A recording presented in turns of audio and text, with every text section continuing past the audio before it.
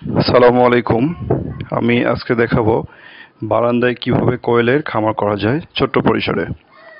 তো এই জন্য প্রথমে আপনাদেরকে আপনাদের খাঁচা কিনতে হবে। প্রতি খাঁচায় আপনারা 8 থেকে 10টি কোয়েল পাখি রাখতে পারবেন। তো আপনারা যে কয়টা ইচ্ছা সে কয়টা খাঁচা কিনে সেই পরিমাণ পাখি রাখতে পারবেন। তো কোয়েল পাখি মূলত একটি লাভজনক পাখি। তো এরা কিন্তু যখন ডিম দেওয়া শুরু করে কন্টিনিউ ডিম দিতে থাকে, এরা কোনোদিন মিস দেয় না। যতদিন ডিম দেবে একবারে টানা ডিম দিতে থাকবে, কখনো মিস দিবে না। তো দেখুন আমার খাঁচার মধ্যে অলরেডি কিন্তু ডিম দিয়েছে। তো আমার এখানে প্রায় 20টির মতো কোয়েল পাখি আছে। তো প্রতিদিন আমি 20টি, 18টি, 19টি এরকম ডিম পেয়ে থাকি।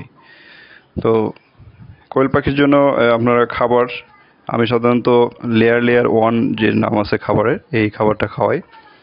তো খাবারের জন্য এদেরকে আলাদা মানে বাহিরে দিতে হবে, খাবার ব্যবস্থা করে দিতে হবে। তা না হলে এরা ভিতরে যদি খাবারের ব্যবস্থা করে দেন তাহলে কিন্তু খাবার ফেলে দিবে। তো আমরা দেখেন এই যে খাবার বাহিরে ব্যবস্থা করে দিয়েছে, ওরা ওই খাঁচার যে ছিদ্রগুলো আছে ওই ছিদ্র দিয়েই ওরা খাবার খেতে পারে।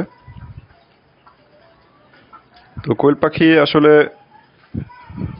আপনার খাবার যে পরিমাণ খায়, মানে ডিমের তুলনায় খাবার পরিমাণটা খুবই কম আমি মনে করি।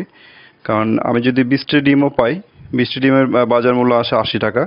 তো সেক্ষেত্রে আপনার 20টি কোয়েল পাখি আপনার সর্বোচ্চ হচ্ছে 15 থেকে 20 টাকার খাবার দৈনিক খেতে পারে। আর বাকি টুকু তো আপনার লাভ থেকে যাচ্ছে। তো সেক্ষেত্রে আমি মনে করি কোয়েল পাখি নিজের জন্য, নিজের ডিম খাওয়ার জন্য এটা খুবই একটি মানে উপকারী হবে। আর এদের এই খাঁচার নিচে ট্রে পাওয়া যাবে, খাঁচার সঙ্গেই ট্রে ফ্রি পাওয়া যায়। এদের ময়লাগুলো ট্রেতে থাকবে, আপনি চাইলে প্রতিদিন পরিষ্কার করতে পারবেন, তাহলে গন্ধ থাকবে না। আর এদের ওষুধের তেমন কোনো প্রয়োজন হয় না। আমি 3 মাস হলো চলতেছে, আমি এখনো ওষুধ খাওয়াইনি। তো